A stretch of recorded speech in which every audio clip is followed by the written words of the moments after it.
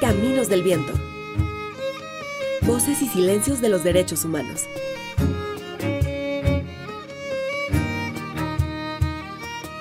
Una producción del Instituto de Derechos Humanos Ignacio Ellacuría e Ibero Radio.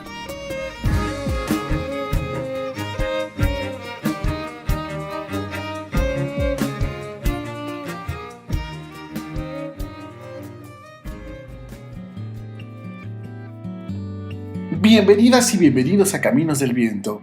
En el episodio de esta semana conversamos con Ariel Flores Quijano, asesor del Instituto Juconi sobre el programa Hogar de Acogida para Adolescentes No Acompañados en México, que desarrollan junto con ACNUR, la Agencia de la ONU para los Refugiados. También nos acompaña Alexa Rodríguez, integrante del Programa de Asuntos Migratorios, quien nos dará un balance sobre la situación migratoria en este primer trimestre del año. Les invitamos a seguirnos en redes sociales. En Facebook nos encuentran como Instituto de Derechos Humanos Ignacio Ellacuría y Medios Universitarios Ibero Puebla. En Twitter como @idie_iberopue y @iberosmediopue. Mi nombre es Cuauhtémoc Cruz Isidoro. Iniciamos. Bienvenidos y bienvenidas a Caminos del Viento. El día de hoy nos acompaña Ariel Flores, asesor del Instituto Juconi, quien nos viene a platicar sobre el programa de acogimiento familiar de adolescentes refugiados no acompañados. ¿Qué tal, Ariel? Bienvenido, un gusto que estés con nosotros. ¿Qué tal, Cuauhtémoc? Muchas gracias por la invitación y aquí estamos, para precisamente compartir esta información. Antes de que entremos al tema del programa de acogimiento, que es el que nos tiene hoy aquí conversando, si nos pudieras compartir qué es Juconi, qué es el Instituto Juconi, para las y los que no conocen quizá este proyecto. Pues Fundación Juconi lleva trabajando en Puebla ya 32 años y bueno, se ha enfocado al acompañamiento y atención de niñas, niños, adolescentes y sus familias afectados por violencia familiar. Entonces, hemos transitado como de muchos modelos de atención hasta, ya concretar un modelo de atención. Actualmente nos estamos enfocando en diferentes como poblaciones afectadas por violencia y lo que se procura es precisamente ayudarles a romper estos ciclos de violencia y de exclusión para que las familias puedan tener una crianza respetuosa hacia con sus hijas, hijos, para precisamente que tengan un mejor desarrollo, ¿no?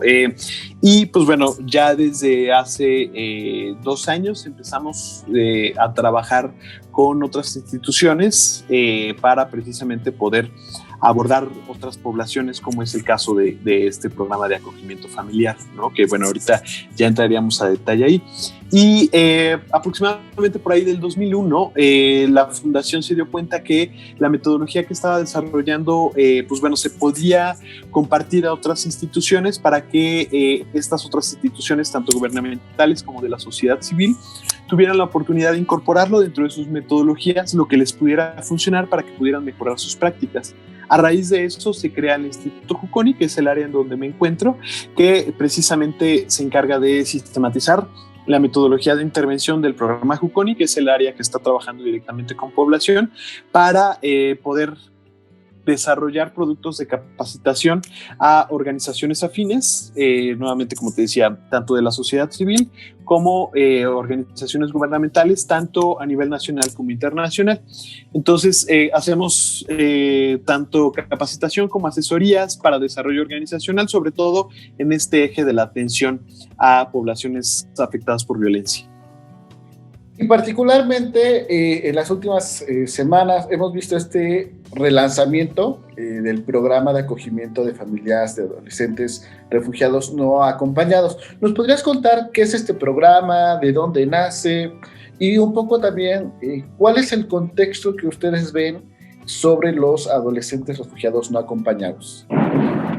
Bien, pues desde el año pasado empezamos a unir fuerzas con el Alto Comisionado de las Naciones Unidas para los Refugiados, el ACNUR, y desarrollamos este programa que consiste en que familias pudieran brindar acogimiento a niñas, niños o adolescentes refugiados o solicitantes de refugio que estando en nuestro país, pues bueno, no cuentan con cuidados parentales, es decir, ellos no están en acompañamiento con adultos responsables, ¿no? Y pues en la mayoría de los casos, estas chicas y estos chicos se encuentran viviendo en centros de asistencia social de TIF, ya sea a nivel nacional o a nivel estatal, en diferentes estados, ¿no? Tabasco, Chiapas, Veracruz, Ciudad de México, Nuevo León, digamos, en diferentes estados y también albergues de la sociedad civil. Entonces, en estos lugares se les procuran cuidados, no se trata de restituir sus derechos, ¿no? Derecho a la educación, derecho a servicios de salud, otros servicios a los que son acreedores de derechos por el simple hecho de estar en nuestro país y de ser menores de edad. Sin embargo, el derecho a vivir en familia es uno de los derechos que se encuentra vulnerados, ¿no? Entonces, lo que se procura precisamente a través de este programa es restituir este derecho a vivir en familia, sobre todo porque hemos identificado, bueno, tanto nosotros como pues bueno, organizaciones de todo el mundo, se ha pues identificado todo lo que se pasa cuando se vive en un ambiente institucional, ¿no? Es decir, los cuidados residenciales entran en juego cuando se pierden los cuidados familiares, aunque no es el mejor ambiente para desarrollarse, ¿no? Aunque se procure el mejor cuidado, el desarrollo no es el óptimo, ¿no? E incluso pues bueno, algunos estudios han dado cuenta que el desarrollo en un ambiente residencial institucional se ve reducido hasta en una tercera parte. Es decir, cuando una niña o un niño vive en un ambiente residencial institucional, por cada 3 años biológicos, por así decirlo, solamente está desarrollando un año pues en cuestiones cognitivas, en cuestiones fisiológicas. Entonces, pues bueno, el desarrollo de una niña, a lo mejor que tiene 9 años, ¿no? Si es que ha vivido estos 9 años en una institución, realmente el desarrollo que ha tenido es como de una persona de 3 años, ¿no? Entonces, pues bueno, esto se da porque no tienen, digamos, como un acompañamiento cercano, no hay como todo el afecto que transmite una familia, no se puede identificar de manera segura con una sola cuidadora o cuidador, y eso va mermando su desarrollo, ¿no? Entonces, la intención precisamente es desinstitucionalizarlos, sacarlo de estas instituciones a estas niñas, niños, adolescentes. En su mayoría son adolescentes, para que puedan estar en un ambiente familiar de manera temporal, en lo que se puede definir cuál va a ser el camino hacia una figura de cuidado definitivo, ¿no? Ya sea que las condiciones sean óptimas para que se pueda reintegrar con su familia de origen, que muchas veces no están en sus países de origen, pueden estar en otro lado. Se busca contactar a través de las autoridades correspondientes. La Procuraduría Federal de Protección de Niñas, Niños y Adolescentes está haciendo mucho de este trabajo, o poder contactar con la familia extensa para que se puedan integrar con su familia extensa de manera definitiva, ¿no? Mientras esto sucede, lo que se procura es que estén en un ambiente familiar seguro, que les permita, por un lado, pues gozar de todos sus derechos, y por otro lado, poder asimilar a nivel emocional las experiencias adversas que vivieron, tanto en sus países de origen, que los obligaron a dejar sus países, como durante el tránsito y ya estando en nuestro país, ¿no? ¿Cuál es el contexto que ustedes tienen identificado? Particularmente en otros espacios, aquí en Caminos del Viento, cuando hemos hablado de las caravanas migrantes, por ejemplo, hemos notado, por lo menos mediáticamente, que hay una cobertura hacia estos adolescentes o niños no acompañados. ¿Cuál es el panorama? ¿Tienen algunas cifras? ¿Ha incrementado particularmente con estos últimos movimientos migratorios? Sí, bueno, de hecho hemos tenido como identificados muchos casos de de adolescentes que en esta idea de no necesariamente de ir a un lugar mejor, sino de no estar en estos países de origen por la vulneración de derechos, por situaciones de violencia o por situaciones económicas, deciden pues bueno, salir, ¿no? Ya no es tanto como que se busque lo que se llama como el sueño americano, sino más bien buscan no estar ahí, ¿no? Entonces, al llegar a México, ellos deciden solicitar refugio, ¿no? Porque son detectados por agentes migratorios. Afortunadamente, ya también actualmente ha habido reformas a las leyes migratorias, sobre todo para niñas, niños, adolescentes, ¿no? Es decir, ya no son detectados y canalizados a estaciones migratorias, ¿no? Esto ya se prohíbe a raíz de estas modificaciones a la ley migratoria, sino que ya son canalizados a instancias como el DIF, ¿no? Entonces, dentro de estos espacios se les informa, oye, existen estos programas en donde tú puedes solicitar refugio en nuestro país a través de Comar, ¿no? De la Comisión Mexicana de Refugiados, o también los mismos, el mismo personal de ACNUR está monitoreando estos albergues y centros de asistencia social, tanto del DIF como de la sociedad civil, como para decir, pues bueno, se te puede ofrecer esta situación de refugio y protección para que tú tengas, pues bueno, una visa con motivos humanitarios y que en algún momento puedas tener, pues la residencia permanente en nuestro país, ¿no? Digamos esto en función a su interés superior, ¿no? Porque obviamente que regresen a sus países, pues bueno, implica los riesgos de los cuales ellos han estado huyendo. Realmente, pues bueno, las cifras sí han incrementado, ¿no? Se ha visto como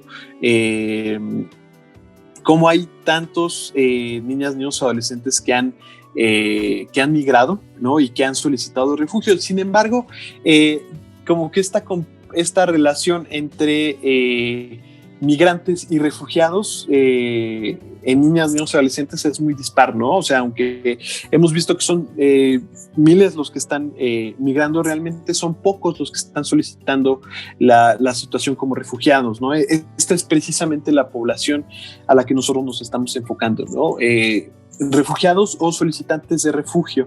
Esto implica que ya no se les denomina migrantes, ¿no? Porque su decisión ya no es continuar haciendo una movilidad, sino más bien establecerse en nuestro país buscando protección. Lamentablemente, pues bueno, al no contar con cuidados parentales, ellos, pues bueno, en muchos de los casos terminan viviendo en estas instituciones, ¿no? Que es precisamente lo que tratamos de evitar. Oye, y para quien nos escucha y le interesa el programa, ¿quiénes pueden participar? ¿Hay algunos criterios como para formar parte de este hogar de acogida? El propio hogar, ¿qué características tendría que tener si es que se requiere como algo muy en particular? Eso, ¿cuáles serían los criterios de participación? Y, bueno, esa es como la pregunta clave, ¿no? Muchas personas se acercan teniendo como la intención de apoyar, ¿no? Digamos que esa es como una de las primeras condiciones, ¿no? Que sean personas que tengan deseos de contribuir al desarrollo de niñas, niños, adolescentes, ¿no? En esta situación. La operación, digamos como la capacidad que tenemos de operar solamente nos permite por el momento acompañar a familias en estos procesos en Puebla o en Ciudad de México, ¿no? En Ciudad de México precisamente porque Estrella Roja ha sido una empresa que nos ha apoyado mucho, ¿no? Entonces nos apoya precisamente en esta movilidad, ¿no? De Puebla a Ciudad de México, y por eso nos es posible trabajar en la Ciudad de México. En otros estados se nos dificultaría mucho el trabajo precisamente porque el equipo no es tan grande, lamentablemente, ¿no? Entonces nos enfocamos a familias que estén en Puebla o Ciudad de México. No estamos buscando una familia configurada, digamos, de una forma específica, ¿no? O sea, no estamos diciendo solamente en donde haya mamá, papá e hijos, ¿no? todas las familias entran, ¿no? Para nosotros una familia es siempre y cuando haya un adulto responsable que pueda brindar cuidados a una niña, a un niño o un adolescente. Ese es, no digamos que eso es la familia universalmente, sino más bien para nuestra intervención y para hacia dónde estamos enfocados, para nosotros eso es familia, ¿no? Entonces, por ejemplo, en el proceso hemos tenido la fortuna de conocer a algunas personas que viven solas, ¿no? Por ejemplo, una maestra jubilada, que bueno, sus hijas ya viven de manera independiente. Ella entró en el programa y bueno, cuenta con todos los recursos para poder brindar cuidados, y no solamente me refiero como a los recursos económicos, sino a recursos personales, familiares y comunitarios, ¿no? Entonces, personas que son incluyentes, que son activos dentro de la sociedad civil, que tienen un gran compromiso y sentido de la responsabilidad, que tienen disposición para aprender, ¿no? Es decir, no son personas que dicen yo lo sé todo, sino que tienen toda la disposición a poder recibir también la preparación por parte de nuestro equipo, con una alta flexibilidad, ¿no? Obviamente también buscamos personas y familias en donde no haya discriminación, en donde no haya violencia, ¿no? Que puedan generar un ambiente seguro dentro de su entorno familiar, ¿no? Entonces, pues bueno, dentro de estas características de familia, pues bueno, puede entrar a lo mejor una pareja joven, a lo mejor, como en este caso, una maestra jubilada o una persona soltera que a lo mejor nada más tenga como pues, que nada más tenga como una mascota, o que nada más viva sola, ¿no?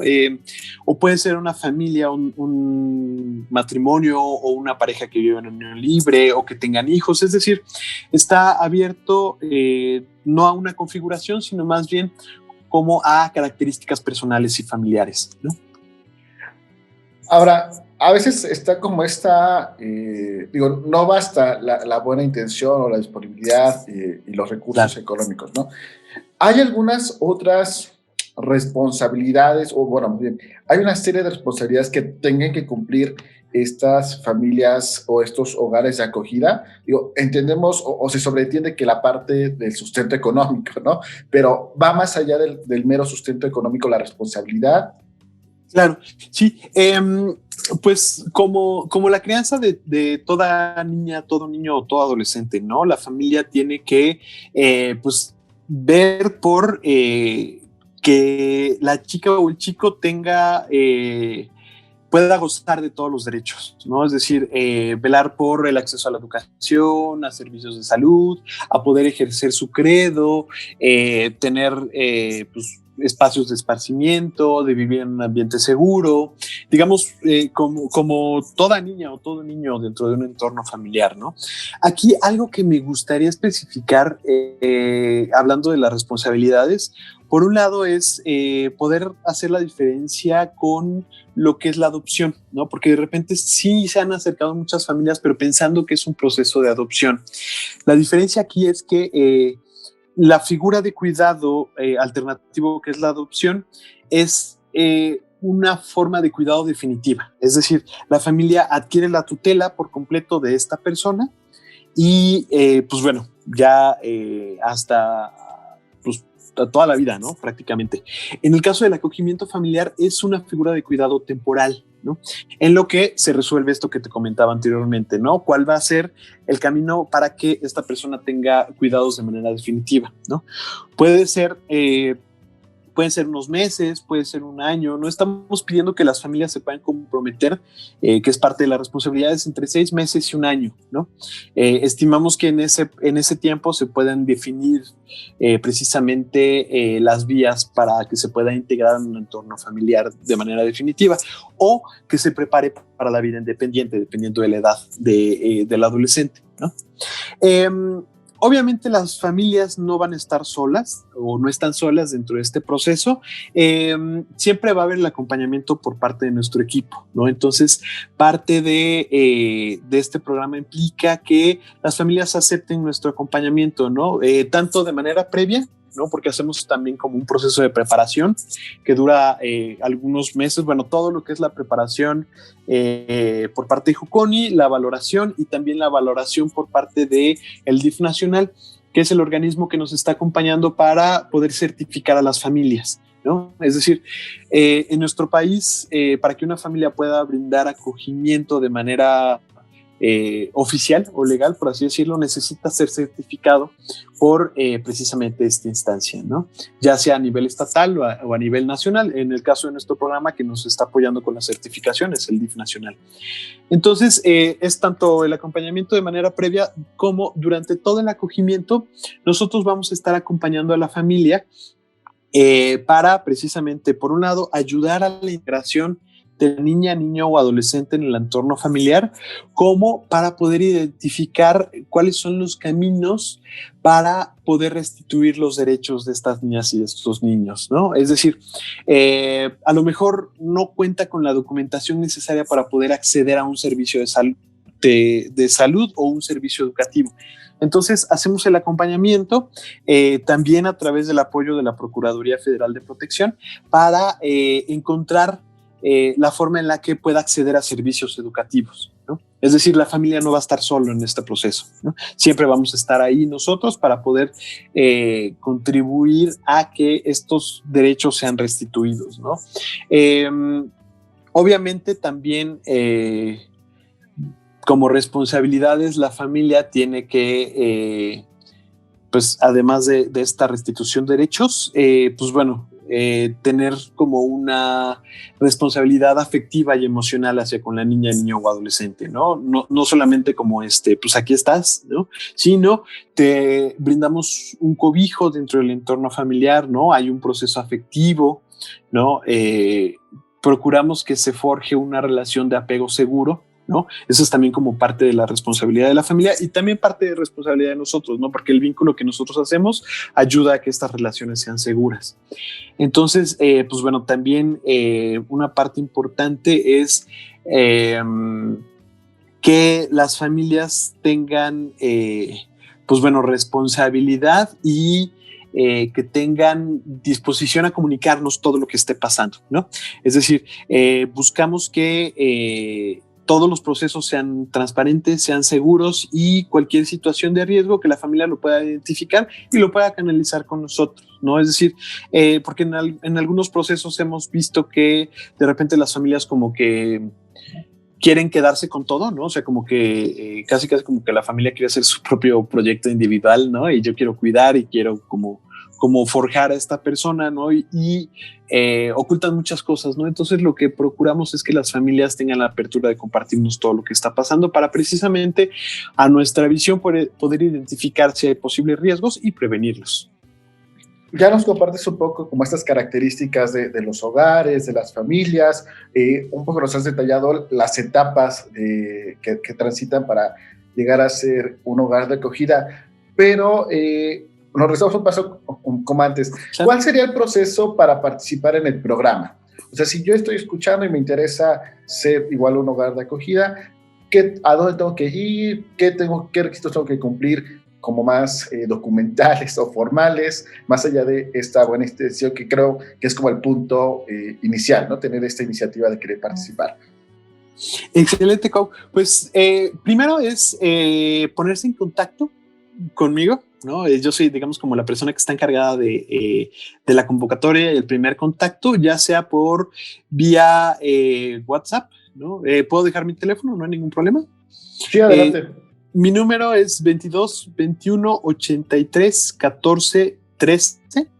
Entonces me pueden escribir un WhatsApp para tener más información o por correo electrónico, que mi correo es ariel@juconi.org.mx, ¿no? Así Ariel tal cual suena, Juconi también tal cual suena con J, y a través de este contacto lo primero es como agendar una llamada telefónica para poder explicar a detalle en qué consiste el programa, ¿no? Les damos como pues los datos más específicos, ¿no? Como cuál es el proceso, qué implica, y después de esto, tratando de resolver todas las dudas a través de esta llamada telefónica. Bueno, ahorita lo estamos haciendo por llamada telefónica por las medidas de contingencia, ¿no? Damos un tiempo para que con esta información la familia pueda consultarlo con todos los miembros para que tomen una decisión unánime, ¿no? Sí pedimos que todos y todas estén de acuerdo para que una vez que tomen esta decisión se pongan en contacto nuevamente y nos compartan esta decisión. Si es favorable, a partir de ahí iniciamos un proceso de valoración del ambiente familiar. Lo estamos haciendo a distancia, ¿no? A través de una videollamada, hacemos una entrevista con la familia para ver cuáles son sus recursos, sus fortalezas y también áreas de oportunidad para identificar qué es lo que se tiene que fortalecer dentro del entorno familiar.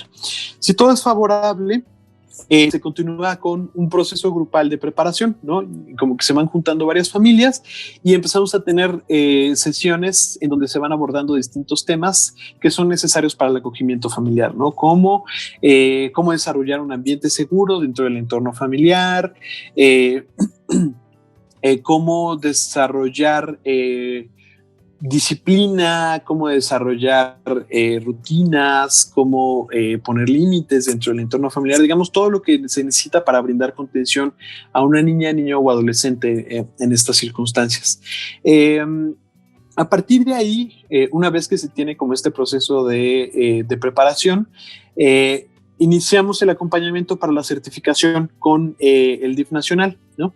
El DIF nacional sí pide un proceso de documentación como un poquito más estricto, ¿no? Que bueno, va desde acta de nacimiento, comprobante de ingresos, comprobante de domicilio, exámenes médicos, exámenes toxicológicos. Entonces, después de esta documentación, también el DIF brinda un curso inductorio hacia el acogimiento familiar y hace también una valoración. Si todo es favorable, ya se emite el certificado de idoneidad, es decir, la familia es idónea para brindar acogimiento de manera oficial. Y una vez que ya se tiene este certificado, pues bueno, ya empezamos a hacer como, por así decirlo, un match, ¿no? Vemos cuáles son las características de la familia. Paralelamente hay un equipo que está haciendo contacto con estos centros de asistencia social y albergues para compartir el proyecto a niñas, niños, adolescentes, refugiados o solicitantes de refugio. Vemos más o menos como cuál es el perfil de cada chica, de cada chico y cuál es el perfil de la familia y hacemos como este emparejamiento, ¿no? Cuál es, digamos, como la relación que podemos encontrar óptima. Y a partir de ahí vamos preparando el terreno a través de convivencias de manera virtual para que en algún momento ya se dé paso al acogimiento. Entonces, digamos que esa es como toda la parte previa y bueno, ya después el acogimiento, pues bueno, ya es como la vida cotidiana, ¿no? Como comentábamos hace un rato, está como en este relanzamiento de la convocatoria, por lo menos en redes sociales. ¿Tiene alguna vigencia esta convocatoria? ¿Es permanente? Esta convocatoria por lo menos está vigente este año, ¿no? Y probablemente el año siguiente, ¿no? Le iniciamos desde finales de 2019, la convocatoria. Hemos tenido la convocatoria abierta todo 2020. Obviamente la contingencia sanitaria sí nos melló bastante, ¿no? Sobre todo porque, pues bueno, nos ha atravesado a todas, a todos, nos dificultó un poco los procesos.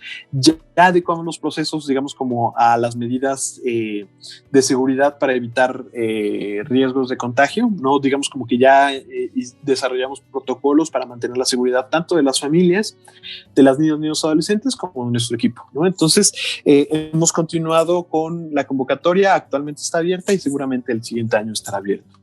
Perfecto, Ariel. Pues para ir cerrando, si nos puedes compartir nuevamente tu número celular, a donde se pueden comunicar, y tu correo, por favor. Sí, es el 2221831413. Y mi correo electrónico es Ariel,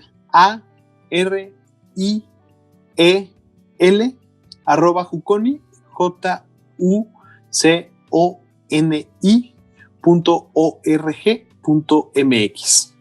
Ahí con mucho gusto, inmediatamente que reciba yo ya sea un WhatsApp o un correo, a lo más pronto posible me pongo en contacto con la persona que escriba. ¿Y hay algún lugar donde se pueden consultar los documentos de la convocatoria de la cual estamos platicando? Digo, además de redes sociales. Por Facebook, ¿no? En Facebook tenemos como la información, ¿no? Hay también algunas infografías donde hay algunos datos interesantes y también en donde, pues bueno, están todos los datos de contacto también. Entonces, estamos en Facebook como Fundación Juconi México, AC, entonces así nos pueden encontrar y ahí están todas las publicaciones. Pues perfecto, Ariel, pues muchísimas gracias por venir a compartirnos este programa de acogimiento de familias de adolescentes refugiados no acompañados. Pues muchísimas gracias, Cuau, por este espacio. Pues entre más seamos quienes compartan esta intención de proteger y restringir los derechos de niñas, niños y adolescentes, pues bueno, creo que vamos a tener un mejor futuro como sociedad. Te agradezco muchísimo, Cuau.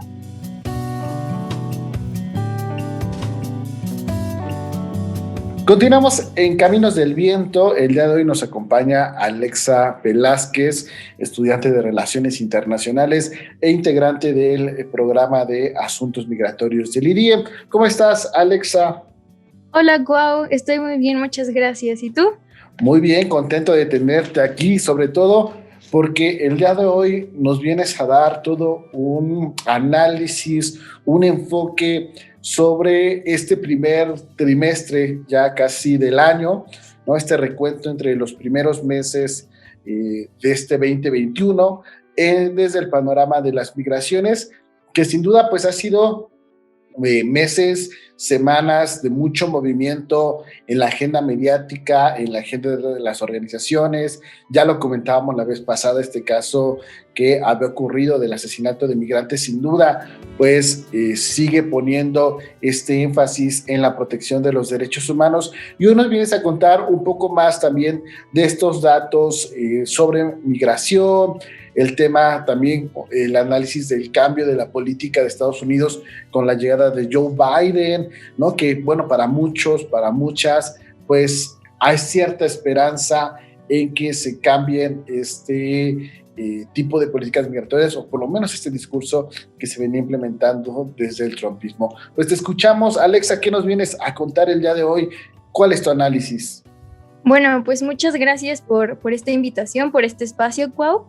Y quisiera iniciar mencionando que desde la Organización Internacional para las Migraciones, OIM, se realiza un seguimiento diario de muertes de migrantes internacionales denominado Missing Migrants Project, que podríamos traducir como Proyecto Migrantes Desaparecidos o Desaparecidas, el cual ha contabilizado este año 530 muertes de migrantes a nivel mundial. 148 de estas muertes han sido en el continente americano, 63 han sido en la frontera México con Estados Unidos y 6 han sido en diferentes partes del territorio mexicano. Y para contrastarlo con 2020, en el mismo periodo del que estoy hablando, que es de enero a marzo, se registraron 676 fallecimientos de migrantes a nivel mundial. 153 de ellos fueron en el continente americano, 93 en la frontera México con Estados Unidos y 13 en otras partes del territorio nacional.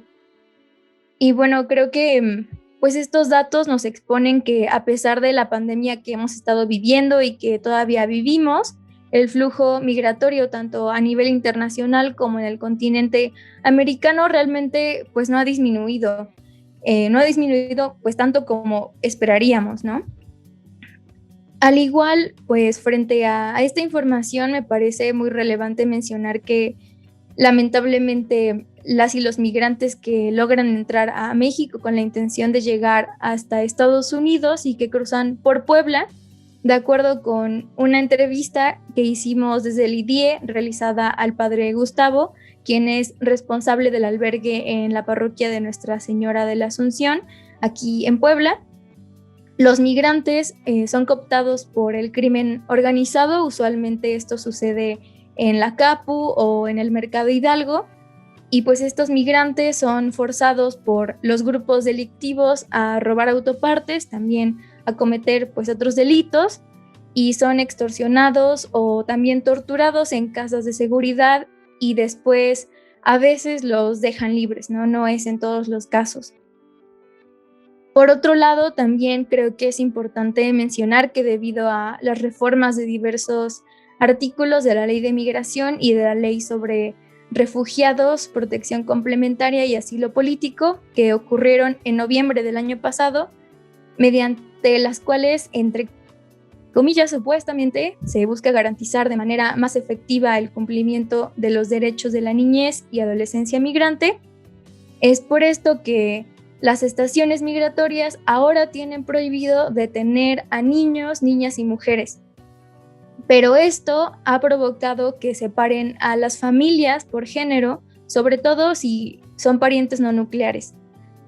Los hombres son llevados a la estación migratoria y las mujeres quedan pues en situación de calle, y claramente era una situación pues de gran vulnerabilidad, ¿no? Bueno, y a pesar de ello, las y los migrantes continúan avanzando, pero esperan que encuentren a su pareja o a su familiar que detuvieron. Y ante esta situación, los diferentes albergues de migrantes y también iglesias aquí en México se han convertido en redes de información y acompañamiento para las y los migrantes, con el propósito pues de ayudarles a rastrear la ubicación de sus parientes y también a reencontrarse con sus familiares detenidos.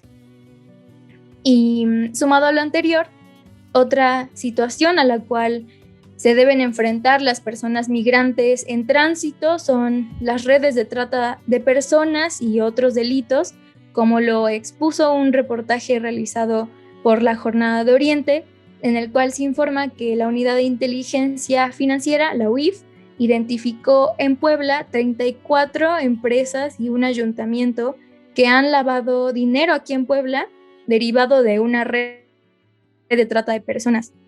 Las ganancias de las cuentas bancarias que fueron identificadas provienen de delitos como prostitución, esclavitud forzada, movilización de migrantes, tráfico de órganos, pornografía y tráfico de menores.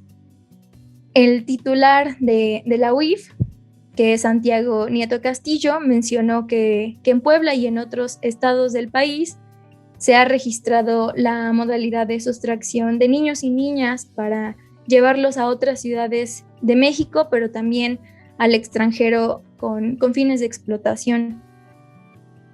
Y bueno, pues continuando con otro tema, los cambios en la política migratoria de Estados Unidos han generado pues grandes debates y también muchas críticas en los últimos días. Esto debido a 3 temas principalmente. El primero es el número creciente de migrantes y solicitantes de asilo que se encuentran en la frontera de México con Estados Unidos. Un segundo tema es la reapertura de centros de detención para menores migrantes. Y un tercer tema es la entrada a Estados Unidos de algunos solicitantes de asilo con casos abiertos bajo el programa llamado Quédate en México. Respecto a este primer tema que comenté, en el mes de febrero, el mes pasado, se detuvieron aproximadamente 100,000 migrantes en la frontera México con Estados Unidos, lo cual fue un aumento de 78,000 migrantes respecto a enero de este año, que es demasiado. Del total de migrantes detenidos, 96,974 fueron deportados mediante la aplicación del llamado Título 42, el cual permite deportar a quienes representen un riesgo para la nación en términos de salud pública al ingresar al país, en este caso, pues utilizando como excusa la presente pandemia por COVID-19.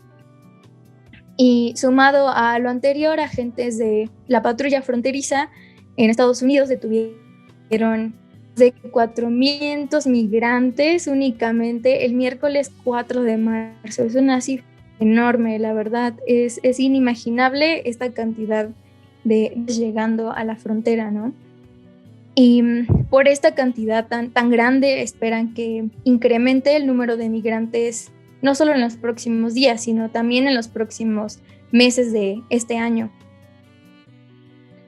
Y bueno, moviéndonos al segundo tema que mencioné, Roberta Jacobson, ex embajadora de Estados Unidos aquí en México y actual coordinadora para la frontera sur de la Casa Blanca, estableció que, y cito, es muy importante subrayar el hecho de que la frontera está cerrada. El viaje es muy peligroso, realmente no debería llegar a Estados Unidos en una manera irregular. Respecto a esto, Linda Rivas, quien es directora ejecutiva de Latin American Advocacy Center de El Paso, dijo que la administración Biden no ha utilizado todos los recursos a su disposición para responder a una emergencia desde una perspectiva humanitaria. También políticos republicanos han acusado a Biden de haber alentado a migrantes. Además, otras organizaciones defensoras consideran que la actual administración estadounidense pues, no ha hecho lo suficiente para garantizar el proceso legal de los migrantes, en especial para los menores de edad, considerando que pues, actualmente hay más de niños migrantes no acompañados que están detenidos en Estados Unidos y algunos de estos niños han estado detenidos más de las 72 horas reglamentarias. Finalmente, en cuanto al tercer tema que mencioné, en 2 semanas han sido aceptados en Estados Unidos más de solicitantes de asilo y en su momento Joe Biden ha ido a procesar todas las solicitudes de los migrantes que se encontraban en el campamento de Matamoros, Tamaulipas, pero 50 solicitudes hasta ahora fueron rechazadas porque no cumplieron con los requisitos necesarios. Y asimismo, la organización Human documentó múltiples casos de abusos contra migrantes solicitantes de asilo que aún están esperando aquí en México, y estos migrantes han sido víctimas de extorsión, también de secuestro por parte de grupos criminales, pero también por parte de autoridades mexicanas. Además, se les ha impedido su derecho a trabajar y también a acceder a servicios básicos. Y bueno, pues este es el panorama que se ve ahorita, este sería mi análisis. Y pues muchas gracias nuevamente, Cuau, por este espacio. Muchísimas gracias, Alexa. Sin duda, pues un panorama que nos compartes con datos, con reportajes que pintan esta situación sobre los migrantes. Muchísimas gracias, Alexa, y nos encontramos próximamente.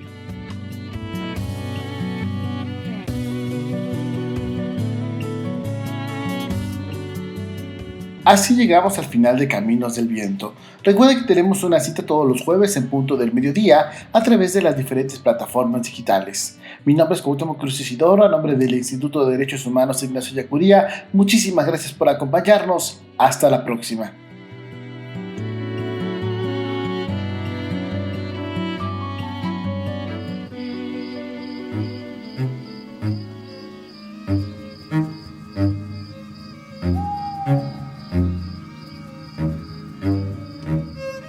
Caminos del Viento. Voces y silencios de los derechos humanos.